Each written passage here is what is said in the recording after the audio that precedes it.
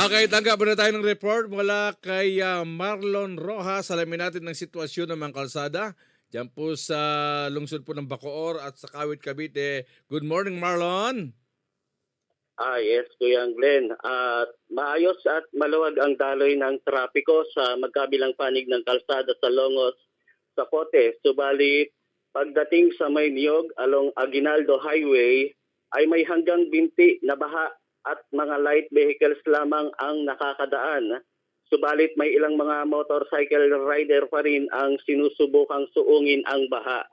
Sa boundary naman ng Bacoor at Las Piñas, sa ilalim ng tulay na kung saan halos umaabot hanggang dibdib na tubig pag bumabaha, ngayon ay pwedeng dumaan anumang uri ng sasakyan. Sa tapat naman ng St. Dominic sa Molino Boulevard ay hanggang binti din ang taas ng tubig. Passable pa rin sa lahat ng mga sasakyan. Sa Evangelista Street ay gutter deep ang tubig. Passable sa lahat ng mga sasakyan hanggang sa Mabolo, Bacoor.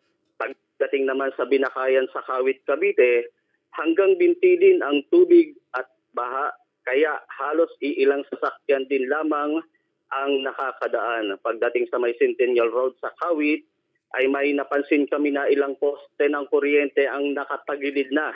Mabuti at hindi naman apektado pa ang daloy ng kuryente sa nasabing lugar. Yan muna ang update sa mga panahong ito. Mula rito sa Cavite, Marlon Rojas, para sa Radyo Agila, matatag, matapang, matapat.